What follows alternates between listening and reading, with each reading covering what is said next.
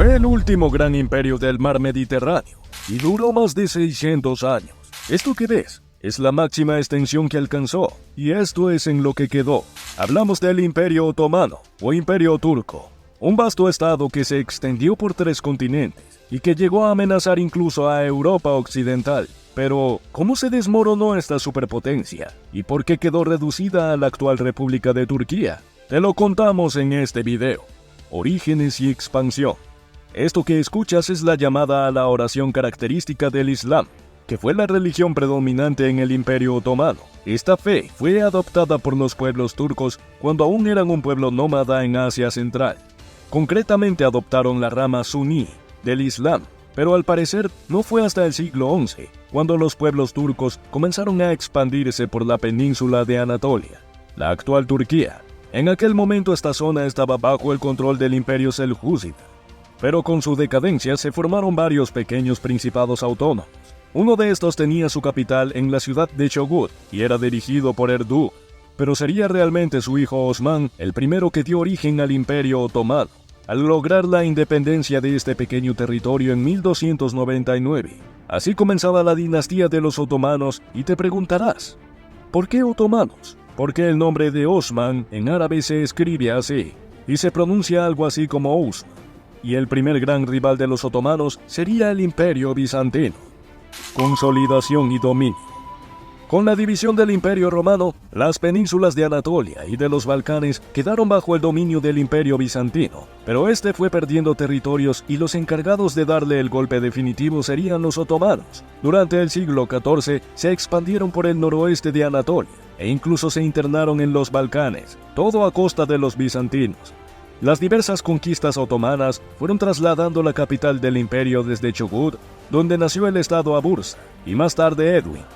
Pero el gran deseo del pueblo turco siempre fue hacerse con Constantinopla, la joya de la corona, algo que lograron finalmente en 1453, tras el asedio de 8 semanas bajo la dirección del sultán Mehmed, segundo conquistador.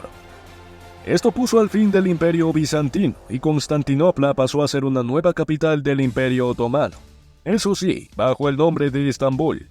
Esta conquista consolidó también el poder turco de los Balcanes, que se extendía ya por las actuales Bosnias, Serbia, Albania, Macedonia, Bulgaria o Grecia, y otras regiones como Valaquia o el Kanato de Crimea pasaron a ser vasallos del Imperio Otomano, aunque las ansias expansionistas de los otomanos solo acababan de empezar. Apogeo y declive. Con la llegada del siglo XVI, los sultanes lograron establecer al Imperio Otomano como el gran dominador del mar Mediterráneo. Selim I y Solimán I.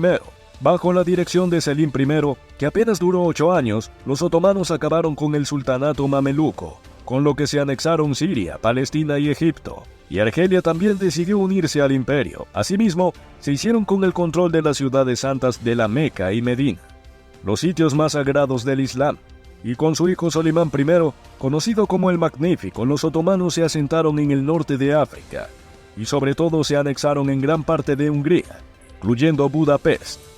Incluso intentaron conquistar Viena en 1529, aunque no lo consiguieron.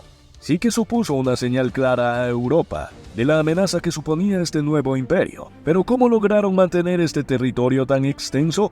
Los expertos coinciden en que era un imperio muy inteligente, ya que supo adaptar sus intereses a las tradiciones locales de los países que iban conquistando. Por ejemplo, en la región de los Balcanes, aprovecharon las disputas internas para ofrecer a la población algo muy deseado: la paz y la estabilidad en lo económico. La expansión por el Mediterráneo hizo del Imperio Otomano un intermediario clave en el comercio entre Europa y Asia. Además, se mostraban bastante tolerantes con las religiones de cada uno de estos pueblos. Sin embargo, sí que existió una práctica conocida como Depsirme, que traduciríamos algo así como tributo de sangre, que fue especialmente cruel con los cristianos. Esta consistía en que el Imperio Otomano reclutaba por la fuerza a niños de familias cristianas de los Balcanes. Estos niños eran obligados a convertirse al Islam y eran entrenados principalmente para convertirse en soldados genízaros. Los genízaros eran soldados de élite y ejercían como guardia personal del sultán. Y es que el poder centralista del sultán fue clave para mantener un imperio tan extenso y tan poderoso ante las posibles amenazas internas o externas. pero este sistema tan estable se vino abajo cuando aparecieron las primeras grietas. Declive y caída. Tras la muerte de Solimán el Magnífico, comenzaron las primeras señales de desastre.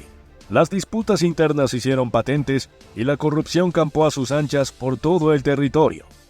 Además, la presión excesiva sobre los cristianos de los Balcanes y los musulmanes de Oriente Medio desató numerosas revueltas.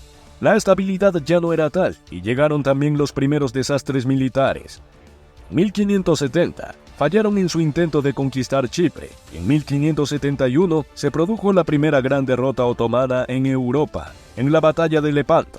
Hablamos de una de las batallas navales más grandes de la historia. Se enfrentaron a la llamada Liga Santa, una coalición católica organizada por el Papa Pío V y formada, entre otros, por el Imperio Español que estaba en su apogeo, o las repúblicas de Venecia y Génova. Pero el golpe más significativo se produjo más de un siglo después, 1683, cuando el Imperio Otomano alcanzaba su máxima extensión geográfica. Volvieron a intentar asaltar a la ciudad de Viena durante la llamada Gran Guerra Turca, y de nuevo no tuvieron éxito. Aunque durante el siglo XVIII lograron mantener intacta la mayor parte de su territorio, a principios del siglo XIX comenzó el gran declive otomano. La Revolución Industrial y la Revolución Francesa dejaron claro el retraso del Imperio Otomano con respecto a Europa y despertaron numerosos sentimientos nacionalistas. Así es como el imperio fue perdiendo territorios a marchas forzadas. Algunas regiones lograron su independencia, como Grecia, Serbia, Rumania, Montenegro, Bosnia, Bulgaria o Albania, y otras fueron arrebatadas por potencias como Reino Unido, Francia o Italia, como es el caso de Argelia, Túnez, Egipto, Chipre o Libia. El golpe final. Pero el último golpe al Imperio Otomano llegó con la Primera Guerra Mundial, en el que se aliaron con el Imperio Alemán y con el Imperio Austrohúngaro. Fue durante este conflicto cuando se produjo el conocido genocidio armenio, en el que se calcula que los otomanos acabaron con la vida de 1 millón de armenios por supuestamente sabotear los esfuerzos otomanos en la guerra. La victoria de los aliados en 1918 acabó por sepultar al Imperio Otomano.